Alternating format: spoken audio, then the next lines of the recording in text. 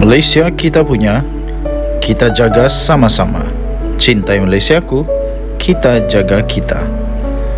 Denyut nadi suara rakyat bergema di channel ini. Jangan lupa tekan butang subscribe, like dan share. Salam sejahtera Malaysia, denyut nadi suara rakyat bergema di channel ini. PAS tidak menolak kemungkinan bahawa Tun Mahathir mungkin menjadi calon PN di Kemaman. Soalan pertama, kenapa PAS mau sangat Mahathir ni? Dan kenapa Mahathir pun mau sangat menjadi MP lagi kalau ini betul berlaku? Sedangkan dia sudah tua, cukup tua, sudah 90 berapa tahun? Hampir 100 tahun sudah sekarang. Tapi kenapa mau lagi? Saya pikir Tun Mahathir mungkin otaknya masih cergas, tapi fizikal dia, badan dia sudah tidak cergas, tidak lagi ada kemampuan dan kelayakan untuk menjadi MP secara fizikal. Tapi kenapa perlu mau ada Mahathir juga? Aduh, saya pikir PAS perlu fikir panjang lah, perlu fikir panjang. Apa sebenarnya yang Mahathir boleh bawakan?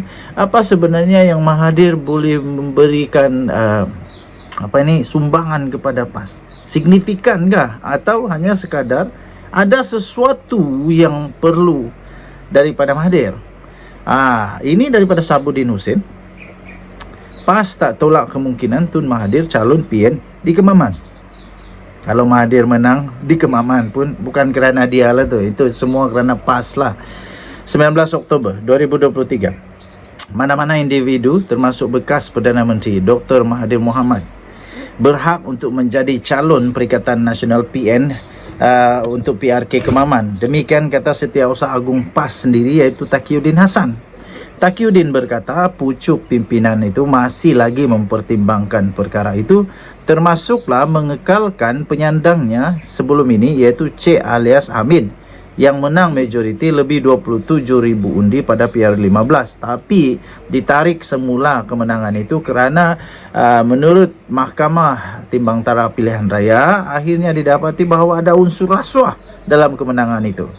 Tapi walau bagaimanapun, kata Setiausaha Agung PAS itu, dia kata semua rakyat Malaysia berhak menjadi calon asalkan warga Malaysia. Dia tak kira orang Terengganu atau orang mana sebab dia calon parlimen, katanya. Jadi tuan-tuan, jadi selepas tu dia kata tak semestinya boleh jadi beliau Mahathir dan boleh jadi orang lain, belum putuskan lagi. Katanya ditemui selepas meninjau Muktamar Pemuda Ulama dan Muslimat. Hairan juga, saya ingat dulu Mahathir betul-betul tidak boleh bersama dengan PAS. Sampai waktu perseteruan di antara Mahathir, UMNO pada ketika itu dengan PAS waktu itu, saya fikir langsung waktu itu memang tidak ada kemungkinan lah untuk Mahathir dapat terima PAS dan PAS boleh terima Mahathir. Tapi sekarang ini tiba-tiba Mahathir jadi penasihat, bukan hanya sebagai orang biasa di dalam Perikatan Nasional, bukan hanya orang biasa di dalam PAS, tetapi beliau menjadi penasihat. Penasihat. Dulunya apapun kata-kata dari Mahathir langsung dianggap itu sebagai tak boleh terima, macam mana pun tak boleh terima. Malah ada orang menggelar Mahathir waktu itu Maha Firaun. Sekarang tidak tahulah macam mana tiba-tiba Mahathir jadi orang kuat di dalam Perikatan Nasional PAS. Muhyiddin Yassin pun pernah memecat Mahathir. Mahathir pun pernah bergaduh dengan Muhyiddin. Sekarang ini sudah jadi teman rapat.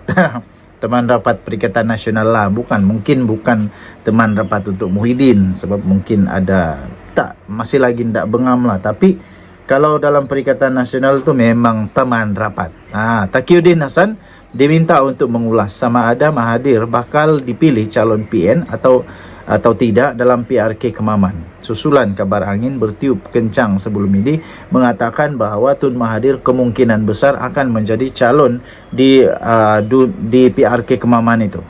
Pada PR15, Cik alias menang dengan majoriti undi 27,000 itu dalam pertemuan 4 penjuru yang turut membabitkan bekas Menteri Besar Terengganu sendiri, iaitu Ahmad Said dari Barisan Nasional. Namun kemenangannya itu dibatalkan oleh Mahkamah Pilihan Raya Terengganu pada 26 September yang lalu selepas pempetisen telah berjaya membuktikan terdapatnya wujud unsur rasuah ketika kempen pilihan raya. Walaupun begitu, PAS tidak merayu keputusan itu. Maksudnya mereka reda kah atau mereka pun setujui kah? Maksudnya mereka setuju kah bahawa dalam kekalahan itu atau dalam kemenangan itu adanya unsur rasuah, sehingga mereka tak pun buat rayuan ataupun ada sebab yang lain. Saya fikir mungkin mereka kata sebabnya sama dengan apa yang terjadi di Kuala Terengganu, di mana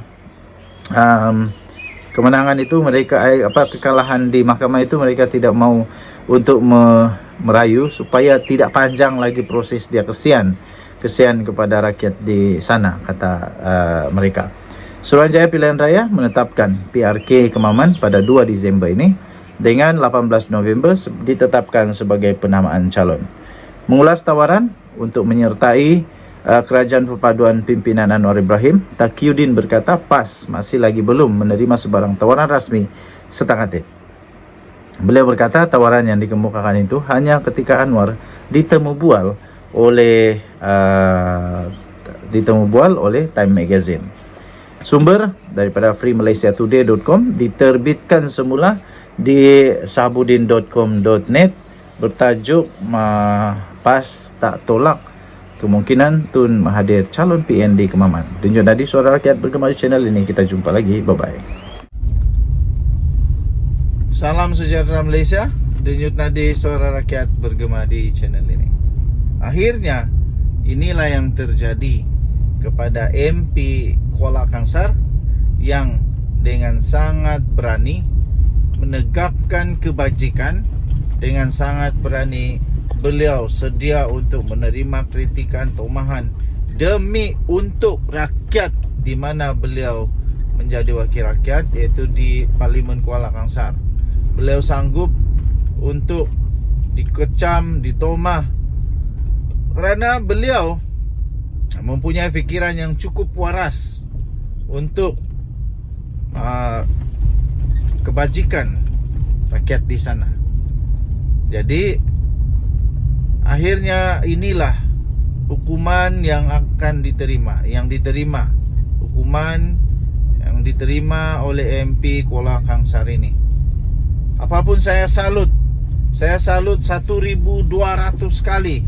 Saya salut 1,200 kali kepada MP Kuala Kangsar ini kerana cukup berani untuk memberi sokongan kepada Datuk Seri Anwar Ibrahim untuk kebaikan rakyat di Parlimen Kuala Kangsar. Saya salut 120 juta kali.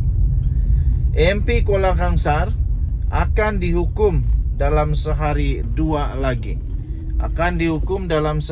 lagi. Okey, tuan-tuan dan puan-puan yang dihormati sekalian, Perikatan Nasional akan membuat keputusan dalam beberapa hari lagi akan datang ini mengenai tindakan terhadap ahli Parlimen Kuala Kangsar, iaitu Iskandar Zulkarnain Abdul Khalid. Berikutan keputusannya menyokong Perdana Menteri Anwar Ibrahim. Setiausaha Agung Perikatan Nasional Hamzah Zainuddin berkata pihaknya akan mengadakan mesyuarat bagi membincangkan perkara itu dan seterusnya akan memutuskan tindakan lanjut terhadap Iskandar Zulkarnain. Kalau berani, cubalah pecat dia. Berani tak untuk pecat dia? Sebab kalau kena pecat, ada harapan PRK baru. Dalam sehari 2 ini kita akan adakan mesyuarat katanya. Selepas itu kita akan buat keputusan, tambah Hamzah Zainuddin, kepada pemberita ketika beliau ditemui di lobi Parlimen pada hari ini. Ketua Penerangan daripada Bersatu iaitu Razali Idris berkata sebelum ini, parti itu hanya akan mengambil tindakan drastik menggugurkan keahlian Iskandar Zulkarnain jika dia bertukar kerusi dan duduk di blok kerajaan di Dewan Rakyat. Jadi kalau Iskandar Zulkarnain betul-betul lagi cukup berani, beliau bukan hanya memberi sokongan di kertas tapi di dalam Dewan Rakyat pun dia pindah kerusi. Parti belum membincangkan apa tindakan yang bakal dikenakan, tetapi tidaklah sampai hentikan keahlian, kata Razali. Cubalah. Pada 12 Oktober lalu, ahli Parlimen Kuala Kangsar itu telah menyuarakan sokongan terhadap Perdana Menteri memetik kos sara hidup yang semakin meningkat di kawasannya. Dia berkata keputusannya juga bertujuan untuk menguji sama ada Perdana Menteri itu ikhlas memberikan peruntukan kepada mana-mana ahli parlimen yang menyokong dasar kerajaan perpaduan. Susulan pengisytiharan itu, Hamzah Zainuddin mendakwa kerajaan berterusan menyalahgunakan kuasa bagi melakukan intimidasi serta ugutan terhadap pemimpin pembangkang. Hamzah Zainuddin juga turut mendakwa SPRM telah mengugut Iskandar Zulkarnain supaya menyokong Anwar Ibrahim atau menghadapi pertuduhan di mahkamah. Ketua Pesuruhjaya SPRM Azam Baki walau bagaimanapun menafikan dakwaan itu. Okey, jadi berita ini telah diterbitkan di malaysiakini.com dan diterbitkan semula di sabudin.com.net. Kita jumpa lagi. Bye bye.